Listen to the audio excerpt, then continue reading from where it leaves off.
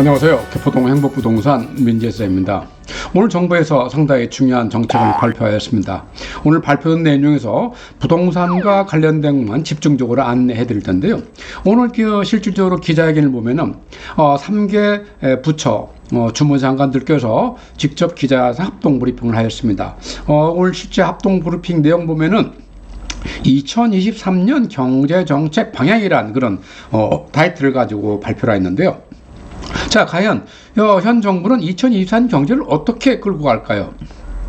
자, 이 현 정부는 2023년 경제를 끌고 가는데 자유, 혁신, 공정, 연대 이런 네 가지 운영 기조하에서 이 경제 정책의 목표를 위기 극복과 더 나아가서 경제 재도약을 이뤄내겠다는 그런 아주 담대한 목표를 담고 있습니다.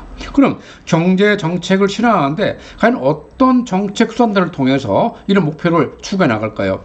정부는 네 가지 정책을 발표를 했는데, 첫 번째 거시 경제 안정 관리, 두 번째 민생 경제 회복 지원, 세 번째 민간 중심 활력 제고, 네 번째 미래 대비해서 경제 체질을 개선하겠다. 이런 네 가지 분야에서 각 분야의 다섯 가지 정책씩 총 20가지 정책을 발표하였습니다.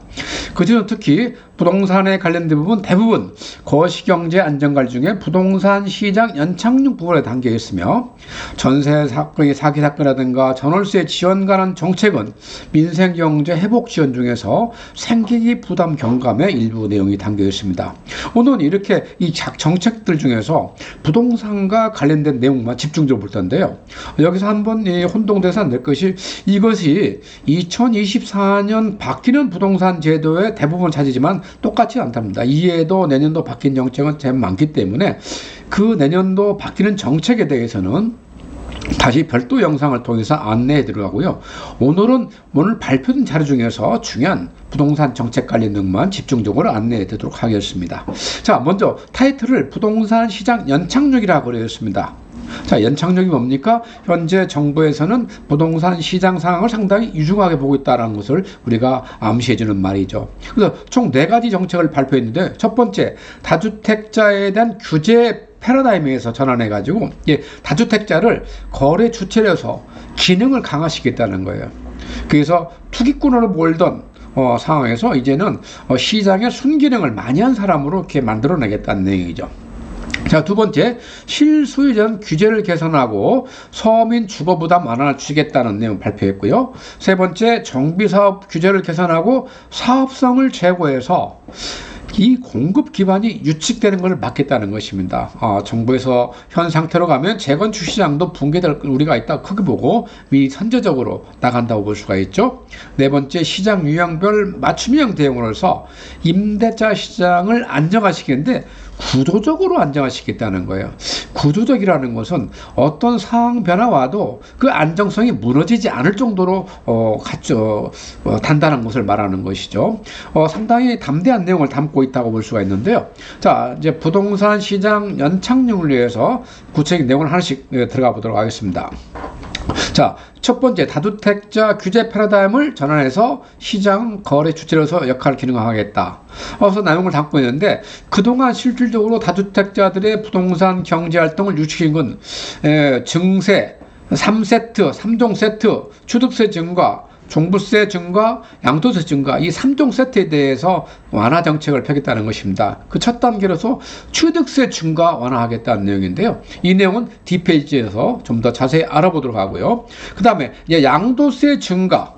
양도세 증가는 두 가지 내용을 담고 있습니다. 현재 지금 금년 5월부터 내년 5월 9일까지 양도세 증가 한시 배제를 활용하고 있습니다. 이제 그것을 내년 5월 9일에서 2024년 5월 9일까지 1년 연장하겠다는 거예요. 대부분 시장에서 생각할 때는 내년 3월, 4월 가서 이게 연장 발표가 나올 것이다 했는데, 정부에서 상당히 선제적으로 발표해서 시장을 끌고 가고 있는 것이죠.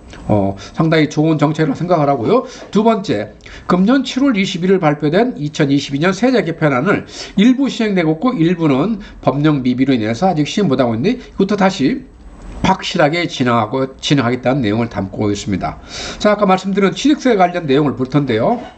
그동안에 현재 취득세 내용을 보면은, 자, 지역을 조정 대상 지역과 비조정 대상으로 나눕니다. 그 다음에 또 주택수에 따라서 1주택자, 2주택자, 3주택자, 4주택과 법인 이렇게 묶어서 나눠놨습니다. 그래서 조정 1주택, 비조정 1주택은 1에서 3%, 즉 금액에 따라서 우리가 6억 이하는 1%, 6억에서 9억까지는 2%에서 3% 이하, 또 9억 이상은 3% 이렇게 잡았는데, 이것이 조정 2주택에 가면은 바로 8%로 올라갑니다. 근데 비조정제, 비규제적에서는 2주택까지는 똑같이 1에서 3%로 갑니다. 그 다음에 조정 3주택, 4주택, 법인은 다 12% 갑니다. 그래서 이 다주택가 될 수가 없던 것이죠. 특히 조정 대상 구역에서는 다주택자 되기가 여간 겁나지 않았던 것입니다. 그만큼 거래가 유축될 수밖에 없는 것이죠. 근데 이것을 어떻게 바꾸느냐? 이제는 지역 불문하고 2주택까지는 다 1에서 3% 하겠다는 거예요. 조정 대상 지역이든 비조정 지역이든 2주택까지는 1에서 3% 하겠다. 그러니까 조정 3주택은 현재 12%에서 6% 다운시키고 비조정 구역은 8%에서 4% 다운시키겠다는 것입니다. 또 법인과 4주택 이상은 현재 12%에서 똑같이 6%, 비조정구역은 10%, 6% 똑같이 하겠다는 거예요. 뭡니까? 전체적으로 현행의 50% 수준으로 낮추겠다는 거예요. 옛날에 전에는 이 취득세가 1에서 3% 단일 구조였는데 이제 중과가 생기면서 이렇게 복잡했지만 그래도 현행에 비해서는 굉장히 과감하게 낮춰진 제도라고 볼 수가 있죠. 자, 그러다 보니까 어떤 법령이 개정되고 공포되면은 항상 제정일, 공포일, 시행일, 시행대상 이렇게 보라 했는데, 이번에 꼭 지켜볼 것이 시행일입니다.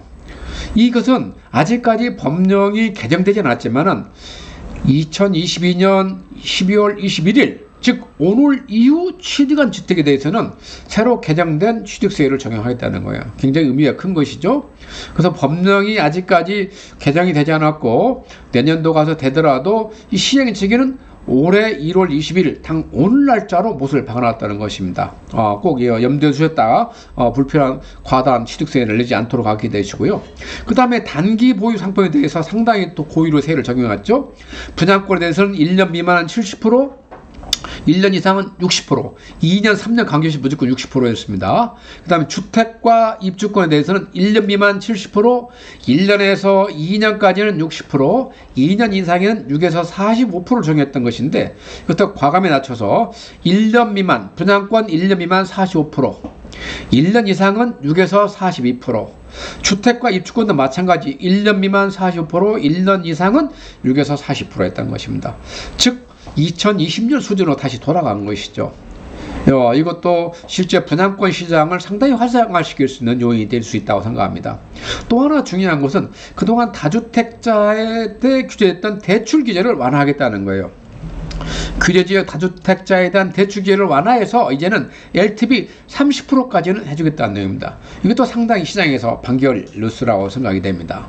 자, 두 번째, 실소유자에 대한 규제를 개선하고 서민의 주거부담 완화를 추진하겠다, 이런 내용을 담고 있는데요. 총 6가지 정책을 담고 있습니다. 첫 번째, 자, 규제지역을 연초에 추가 해제하겠다. 현재 지금 규제지역은 서울의 25개구와 과천과 성남과 하남과 강명 29개 지역이 설정되어 있죠. 자, 이것을 경기도 지역, 그 다음에 일부 서울 강북 지역은 조정 대상 지역에서 해제하겠다는 그런 시장이 기대하고 있는데, 이것도 내년 초에 빨리 서두르겠다는 내용이고요. 두 번째, 민간 택지 분양가 상한제 적용력도 좀 더 합리 조정하겠다는 내용입니다.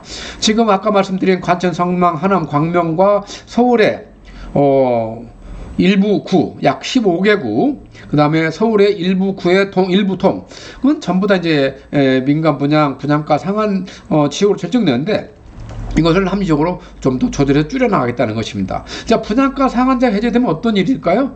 자, 내가 많은 만큼 들어간 만큼 우리가 분양가를 높일 수 있기 때문에, 첫 번째, 분양가 상한에 분양 노또라는 것이 사라지고, 그 다음에 사업성이 좋아지면서 건축 경기가 좀 더 활성화될 수 있는 것이죠. 그래서 공급이 원활해지도록 이렇게 숨통을 터놓겠다는 것입니다. 자, 세 번째가 과도한 실거주.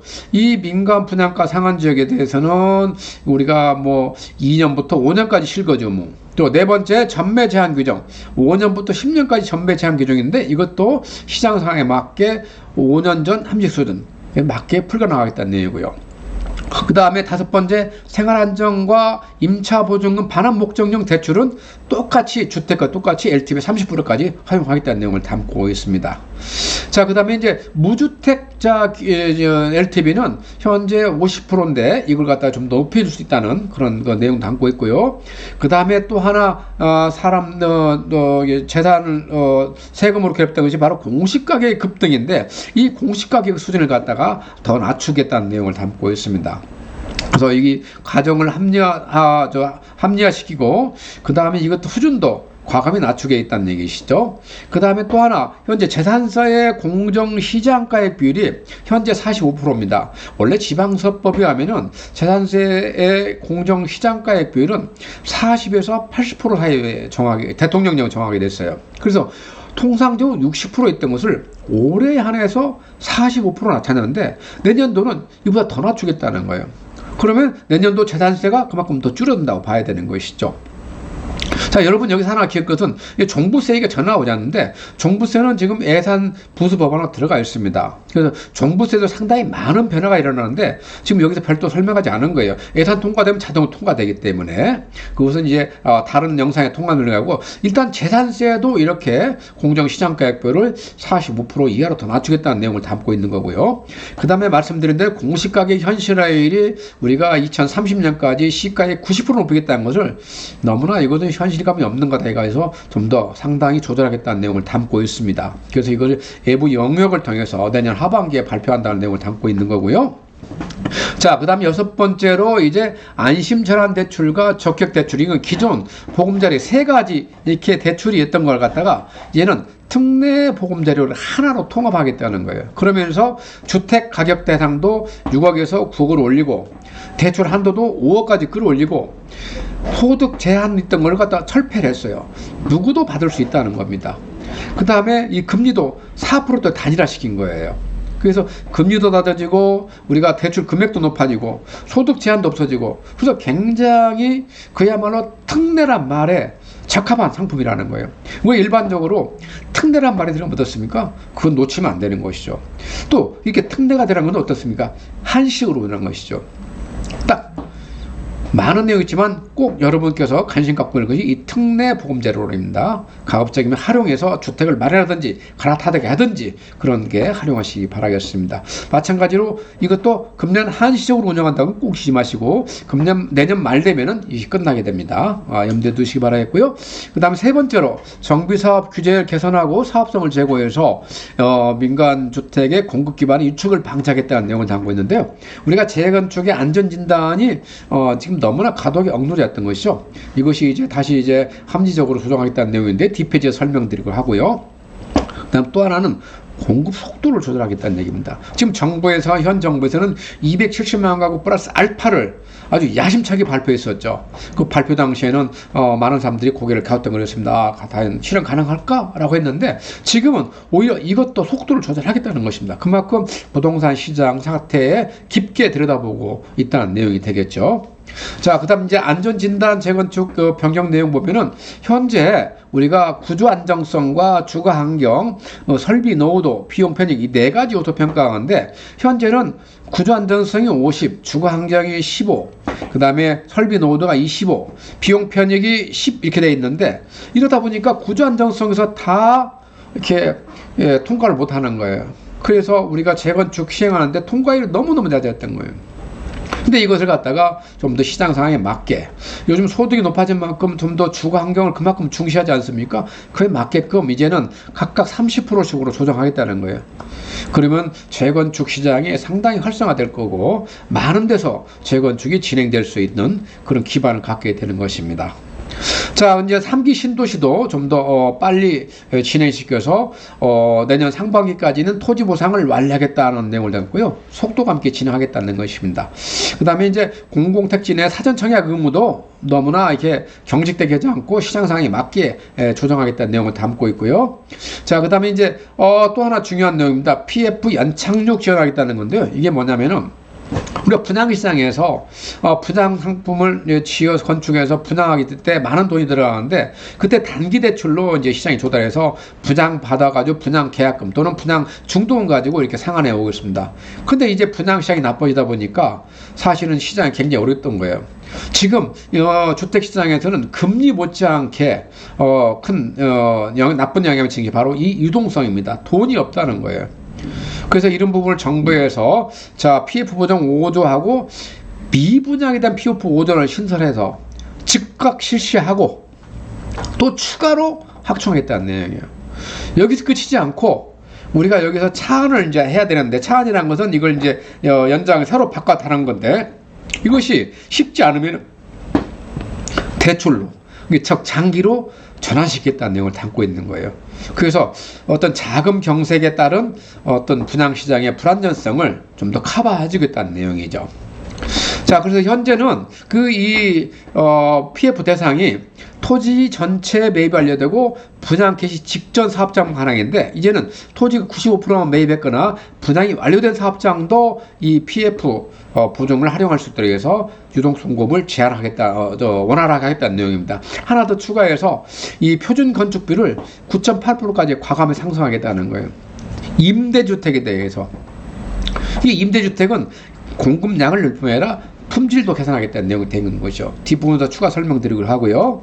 자, 그 다음에 이제 네 번째 시장 유형별로 맞춤형 대응을 통해서 임대차 시장을 안정화 도모하는데 구조적으로 하겠다는 게 아까 말씀드렸죠. 구조적이라는 것은 시장의 변동이 와도 흔들리지 않는 걸 말하는 것이죠.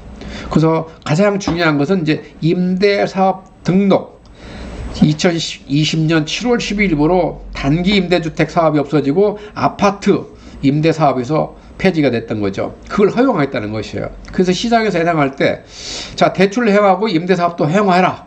그러면서 대부분 시장 참가자들이 소형까지는 허용하겠지, 60평방까지는 허용하겠지 했는데 85평방 이하 아파트까지 허용을 한 거예요. 시장을 상당히 선제적으로 끌고 가는 능력이 있다라고 이제 판단이 되고요. 구체적인 내용을 보면은 여기서 이제 세금 인센티브를 빠뜨릴 수가 없어요. 세금 인센티브 있어야만이 임대사업이 활성화되기 때문에 그래서 두 가지 세금 혜택이 있습니다. 첫 번째 지방세. 지방세는 취득세와 재산세죠. 취득세, 재산세 좀 더 자세히 한번 보면 자, 현 취득세는 어떻게 되어 있습니까? 임대사업자가 아파트를 최초로 분양받아서 등록하면은 자, 면적에 따라서 또 가액 조건을 맞추면은 이제 취득세를 감면해 있다는 거예요. 그래서 40에서 60까지 이하는 전부 다 면제를 해줍니다. 근데 가액 조건이 있어요. 수도권은 공시가격 6억이가 취득 당시 가격을 기준입니다. 그 다음에 비수도권은 3억 이하야 된다는 거. 그 다음에 만약 면적이 60에서 85평방 경우는 50%까지 감면해 주는데 이때는 이 임대주택이 25 이상이어야 된다는 거예요. 이건 이제 매입임대입니다. 매입임대, 건설임대가 아니라. 그 다음 재산세. 재산세도 임대사업자가 아파트를 과세기준, 즉 매년 6월 1일 과세기준인데 그때 임대하고 있으면은 우리가 25에서 50, 100%까지 감면해주겠다는 내용을 담고 있어요. 그래서 지방세 세제가 그 다음에 완벽하게 살아났다고 볼 수가 있습니다. 또 그치지 않고 국세도 마찬가지로 우리가 혜택을 주겠다는 거예요. 우리가 임대주택 사업자 할 때 큰 혜택 세 가지 말하면 뭘 말할 수 있을까요? 뭘 말할 수 있을까요? 첫 번째가 바로 거주주택 비과세가 있죠. 두 번째가 바로 양도세 중과 배제. 세 번째가 종부세 합산 배제했던 거예요. 이걸 다 살려놓겠다는 것입니다. 그만큼 임대사업을 상당히 빠르고 폭넓게 이렇게 부활시켜 나가고 있는 것이죠. 그 다음에 법인이 매입 임대하는 경우도 지금 법인세에 대해서 20% 추가 중과했던 걸 배제하겠다는 내용이에요. 그래서 임대사업도 상당히 빠른 속도로 살아나갈 수가 있고 특히 현재 이제 임대사업은 10년을 이제 다 하게 돼 있는데 15년까지 하면은 이 금액 제한을 높이겠다는 겁니다. 현재 수도권 6억, 비수도권 3억인 걸 15년까지 하면은 수도권 9억, 비수도권 6억까지 올리겠다는 거예요. 그럼 여러분 여기서 관심 가질 건 뭘까요? 아까 특례 보금자리론이 주택 가격이 9억 이하면은 대상이 됐죠? 그럼 5억까지 대출이 했으니까. 그러면은 이 두 가지를 죄송합니다. 합치면은 9억 이하 수도권 신축 아파트에 대해서 관심 갖고 지켜볼 필요가 있다는 것입니다. 특히 무주택자는 이런 기회를 잘 활용해서 주택을 마련하는 것이 아주 좋은 때라고 생각이 됩니다. 자, 그 다음에 이제 세 번째로 대출 규제 완화하겠다는 얘기인데, 자, 등록 임대사업자에게는 다주택자보다도 더 높은 LTV를 허용하겠다, 이제 이것 연구 중에 있고요. 근데 이것을 우리가 임대사업자가 난리방을 막기 위해서 최소한도 규제를 주는데 2호 이상 등록한 사람만 이런 혜택을 주겠다는 내용도 담고 있습니다. 자, 그 다음에 이제 민간 임대주택 시장이 상당히 불안한 상태입니다. 자, 실질적으로 민간 임대주택의 60%를 이제 민간 임대주택을 공급하고 있는데, 지금 뭐 시장에 전세 사고가 많이 나오지 않습니까? 그래서 이런 사고를 막기 위해서 이제 임차인의 보호를 강해줬는데, 자, 계약 전과 계약으로 나눴어요. 그래서 계약 전에는 임대인에게 선순위 보증금, 임대차 정보, 또 체납 정보 확인권을 신설해 줬어요. 이 신설하겠다는 겁니다, 이게. 자, 이거 하고, 그 다음 계약 후에는 계약 특약사항을 넣었어요. 그래가지고서 계약상으로 계약일 이후에는 입주 전까지는 임대인이 담보권 설치 금지 특약을 집어넣은 거예요. 그래서 실질적으로 지난 11월 21일에 주택 표준 임대차 계약서가 작성되어 있습니다. 그래서 임대차 계약하실 분들은 가급적이면 이 주택 표준 임대차 계약서를 활용해달라고 말해야 임차인들이 좀 더 적극적으로 그거를 권리를 보호받을 수 있다는 거 염두에 두시기 바라겠습니다. 그 다음에 전세 사기 닦고 가속하고요. 임대차 입법, 즉 전월세 계약 갱신권과 임대료 상한 5% 선, 이 관련해서는 계속 연구를 해서 시장 상황에 맞게 전환시켜 나가겠다는 그런 내용도 담고 있습니다. 자, 그다음 공공임대가 이제 임대주택의 21% 차지하고 있는데 50만 호 공급을 꾸준히 해나가되 탄력적으로 하겠다는 내용을 담고 있습니다. 여기 그렇지 않고 아까 말씀드렸죠, 질적 개선을 통해서 임대주택이 뭐 저가주택이다, 난림주택이다, 불량주택이다, 이런 인식을 없게 하겠다는 내용을 담고 있습니다. 그 다음에 지원 단가는 당연하죠. 우리가 품질 개선하기 위해서는 이제 가격이 높아질 수 없으니까 거기에 맞게끔 우리가 지원 단가를 높여서 좋은 임대주택을 짓도록 하겠다는 내용을 담고 있고요. 자, 이제 그 외에 이제 그 부동산 경착륙 말고 다른 사고로 이제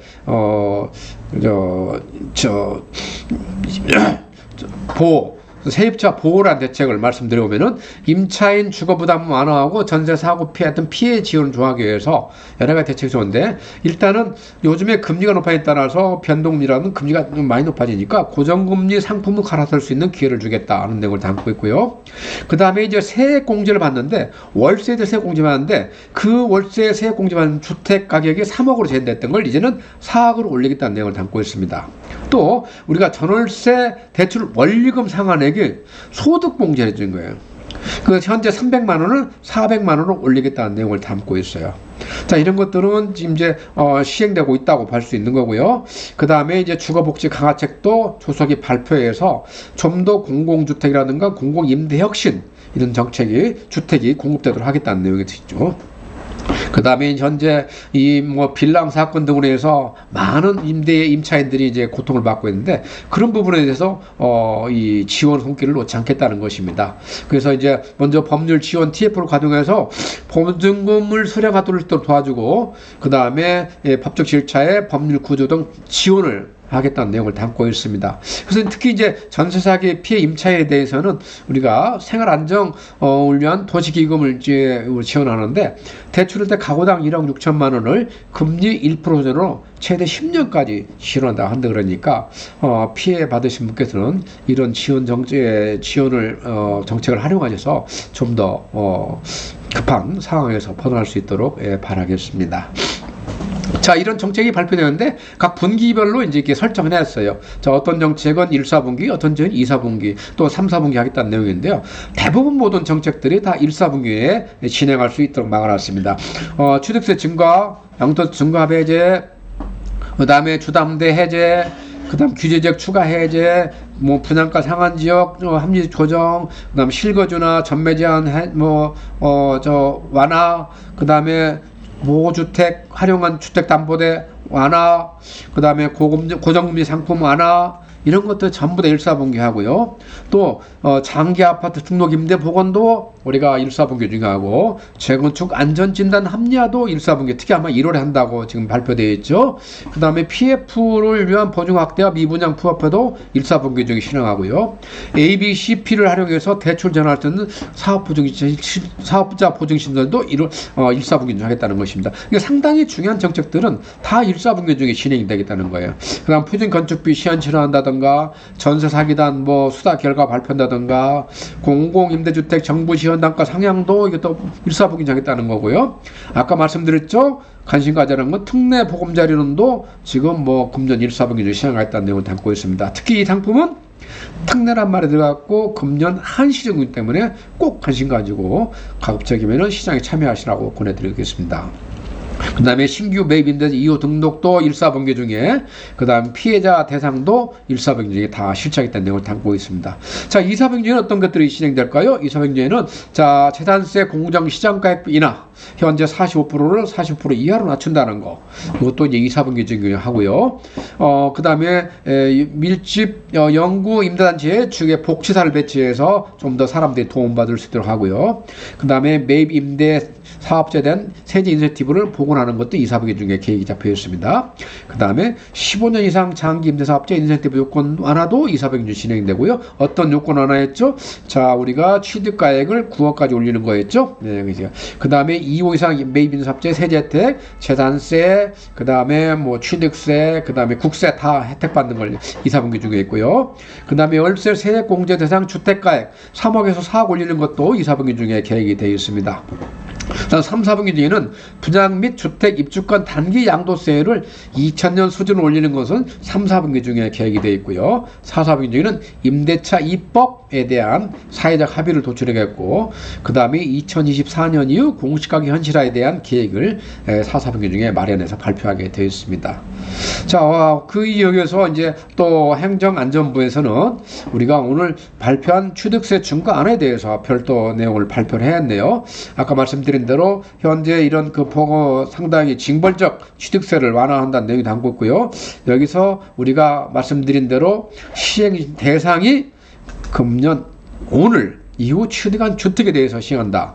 따라서 법령이 안 됐다고 불필요하게 과다한 취득세를 내지 않도록 하시기 바라겠고요. 하나 더 추가해서 우리가 이제 취득세 할 때는 증여취득세가 있고 우리가 일반 취득세가 있는데, 증여취득세가 또 상당히 높았던 것이죠. 조정대상구역에서 2주택 이상 증여자가 그중 1주택을 증여할 때는 12% 증여취득세인데, 이것도 이제는 딱 없애서 3주택 이상자만 해당하겠다는 거예요. 3주택 이상자고 그것도 12% 6%로 낮춘다는 거예요. 아까 일반 취득세처럼 반절로 50% 깎겠다는 얘기예요. 조정 2주택자는 똑같이 3.5% 일반 취득세, 증여취득세를 내기도 하는 거예요. 이것도 상당히 큰 시장의 변화를 불러올 걸로 예상이 되고 있습니다. 자, 그 다음에 이제 지방세 보건 혜택도 아까 다 말씀드렸던 내용이고요. 자, 오늘 이 발표된 정책 내용을 한 줄로 정리하면은, 자, 그동안 시장을 억눌렀던 각종 규제가 전반적으로 다 해제 성향으로 나가고 있습니다. 그럼 여기서 꼭 잊지 말 것은 특례 보금자리를 통한 다주택자의 대출 가능, 그 다음에 임대 사업자의 양도세 중과 배제, 그 다음에 종부세 합산 배제, 이런 혜택들을 잘 활용한 9억 이하 신축 아파트에 우리가 관심을 가질 필요가 있다, 이렇게 정리하도록 하겠습니다. 오늘은 2023년 경제정책에 대해서 발표 안내해드렸고, 그중에 특히 부동산에 관련된 내용을 집중적으로 안내해드렸습니다. 부동산 시장이나 부동산 세금에 대해서 궁금한 사항이 있으면 언제든지 편하시게 전화 주시기 바라겠습니다. 감사합니다.